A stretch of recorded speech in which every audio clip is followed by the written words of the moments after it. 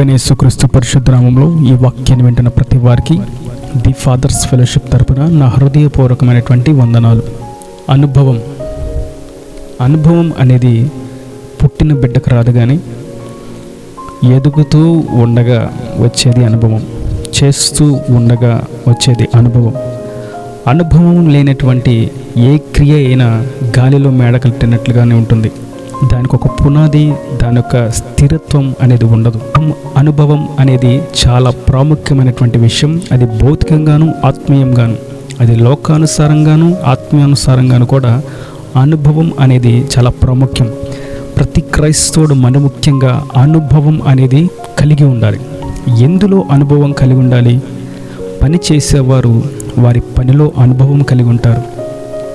Paint వేసే వృత్తి వారిని చూస్తే వారు పెయింట్ వేసే వృత్తిలో అనుభవం కలిగి ఉంటారు. వడ్రంగి పని చేసే, చెక్క పని చేసే వారిని చూస్తే వారు చెక్క పని చేసే విషయంలో అనుభవం కలిగి ఉంటారు, నిపుణత కలిగి ఉంటారు. ఏ వస్తువులైనా, ఏ పని అయినా, డిజైనింగ్ చేసే వాళ్ళని చూస్తే వారు ఆ పనిలో అనుభవం కలిగిన వారు ఉంటారు. ఇప్పుడు ఏదైనా ఉద్యోగానికి ఎవరైనా వెళ్ళినా ఏం కోరుకుంటారంటే, మీకు ఇంతకు ముందు చేసిన అనుభవం ఉందా అని అడుగుతారు. అది ఏ ఉద్యోగమైనా. అనుభవం లేనిది ఎక్కడ కూడా ముందుకు రాణించలేదు. క్రైస్తవ జీవితంలో కూడా అనుభవం అనేది చాలా ముఖ్యం. పేతురు రాసిన 2వ గ్రంథం 1వ అధ్యాయం 3వ వచనం చూసినట్లయితే, తన మహిమను బట్టి గుణాతిశయమును బట్టి మనలను పిలిచిన వారిని గూర్చిన అనుభవ జ్ఞానము మూలముగా. మనల్ని పిలిచిన దేవుడు ఏంటో మనకు తెలియాలి, ఆయన గుణాతిశయములు ఏంటో మనకు తెలియాలి, ఆయన యొక్క మహిమ ఏంటో మనకు తెలియాలి. అది తెలిస్తే అది అనుభవం. ఆ అనుభవం ఎందుకు వస్తుంది? అనుభవాలు ఎందుకు అంటే, ఆ అనుభవంలో నుంచి మనం జ్ఞానాన్ని పొందుకోవడానికి. అనుభవం, శ్రమ, శోధన ఎందుకు వస్తుంది అంటే, కష్టం ఎందుకు వస్తుంది అంటే, అందులో పాఠాన్ని నేర్చుకోవాలి. ఈ అనుభవంలో ఒక జ్ఞానాన్ని సంపాదించుకోవాలి. ఒక పచ్చడి కొట్టు ఉందనుకుందాం. వారు చేస్తున్నటువంటి ఆ యొక్క వ్యాపారంలో ముడి సరుకులు కొన్ని రకాలు తెచ్చారు. అందులో ఒక రకం సరుకు అమ్ముడుపోయింది, మరొక రకం సరుకు అమ్ముడుపోల.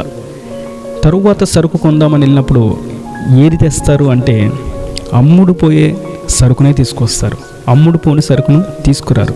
ఇది ఒక అనుభవం. అనుభవం ఏం నేర్పించింది? ఒక జ్ఞానాన్ని ఇచ్చింది. ఓహో, ఇటువంటి వస్తువులైతేనే ఇక్కడ కొంటారు, ఇటువంటి వస్తువులు కొనరు అనే విషయాన్ని వారు గ్రహిస్తారంటే ఆ అనుభవం నుండి ఒక జ్ఞానం. ఇప్పుడు మనం క్రీస్తు యుద్ధం నుంచి మనం పొందుకోవాల్సిన జ్ఞానం ఏంటి? మన అనుభవం ఏంటి? ఆయన మహిమా స్వరూపి, ఆయన అక్షయ గుణ సంపన్నుడు, ఆయన గుణాతిశయుడు అని మనం గుర్తించాలి, మనం తెలుసుకోవాలని. ఆయన మహిమ ఏంటో, గుణాతిశయములు ఏంటో మనం గుర్తించాలి. గుర్తించి ఆ అనుభవంలో మనం పొందుకోవాల్సిన జ్ఞానం ఏంటి?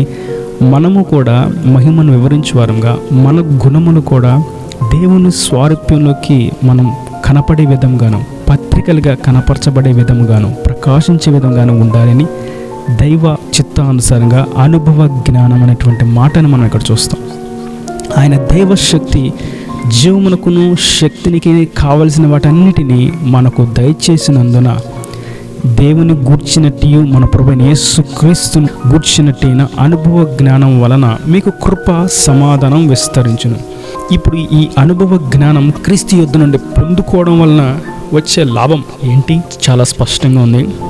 జీవమునకును భక్తికిని కావలసిన వాటిని దైవశక్తి మనకు అనుగ్రహిస్తుంది. అది ఎప్పుడు? అనుభవ జ్ఞానం కలిగినప్పుడు.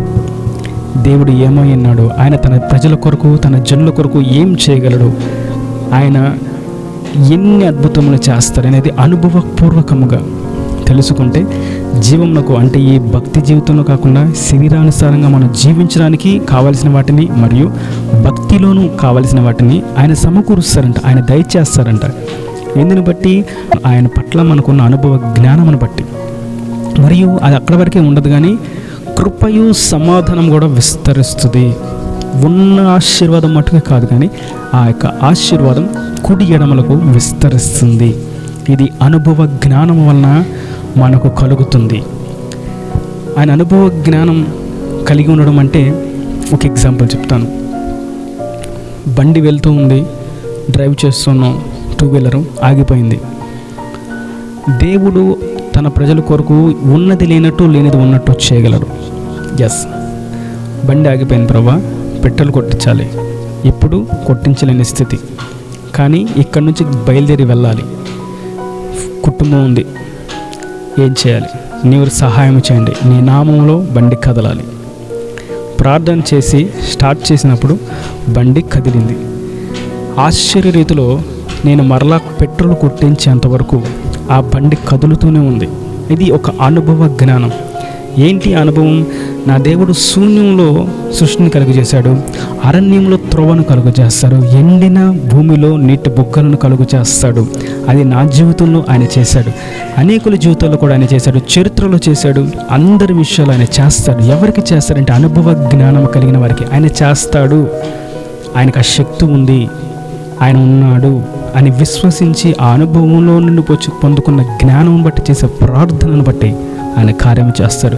ఇంతకీ అనుభవ జ్ఞానంలో ఉన్నటువంటి మరొక విషయాన్ని మనం చూస్తే 8వ వచనంలో, ఇవి మీకు కలిగి విస్తరించిన ఎడల, మన ప్రభు అయిన యేసుక్రీస్తుని కూర్చున్న అనుభవ జ్ఞానం విషయంలో మిమ్మల్ని సోమరులైనను నిష్ఫలులైనను కానివ్వకుండా చేస్తుంది. ఆ హేతువు చేతనే మీ మట్టుకు మీరు పూర్ణ జాగ్రత్త గలవారై. ఏ హేతువు చేత? అనుభవ జ్ఞానం కలిగినటువంటి హేతువు చేత మీ మట్టుకు మీరు పూర్ణ జాగ్రత్త గలవారై, మీ విశ్వాసమునందు సద్గుణమును, సద్గుణమునందు జ్ఞానమును, జ్ఞానమునందు ఆశా నిగ్రహమును, ఆశా నిగ్రహమునందు సహనమును, సహనమునందు భక్తిని, భక్తి యందు సహోదర ప్రేమను, సహోదర ప్రేమ యందు దయను అమర్చుకునుడి. ఇవి మీకు కలిగి విస్తరించిన ఎడల, మన ప్రభువైన యేసుక్రీస్తును గురించినటువంటి అనుభవ జ్ఞానము విషయంలో మిమ్మల్ని సోమరులైనను నిష్ఫలులైనను కానివ్వకుండా చేస్తుంది. ఏంటి అనుభవ జ్ఞానం అంటే? చాలా స్పష్టంగా మనం చూస్తాం. విశ్వాసము, సద్గుణము, జ్ఞానము, ఆశా నిగ్రహము, సహనము, భక్తి, సహోదర ప్రేమ, దయ, ప్రేమ. ఈ 9ని మనం జీవితంలో వీటిని కలిగినట్లయితే ఇది అనుభవ జ్ఞానం, క్రీస్తును గూర్చినటువంటి అనుభవ జ్ఞానం. ఈ అనుభవ జ్ఞానం వల్ల మనకేం కలుగుతుంది? భక్తికి, జీవంకు కావాల్సిన వాటి సమృద్ధి మనకు అనుగ్రహించబడుతుంది, అది విస్తరించబడుతుంది. మరియు మనం సోమరులుగాను నిష్ఫలులుగాను ఎందుకు పనికిరాని వారుగాను మనం మిగిలిపోకుండా మనల్ని అది నిలబడుతుంది, కాపాడుతుంది. ఈ అనుభవ జ్ఞానం, ఈ వాక్యాన్ని ప్రతి వారు పొందుకుందరుగాక, అట్టి ఆశీర్వాదంలో వారు మీరు నిలిచి ఉండదుగాక. ఈ దేవుని మాటల ప్రతి వారి హృదయంలో నేరుగా ఫలింపు చేయనుగాక. ఆమెన్. God bless you.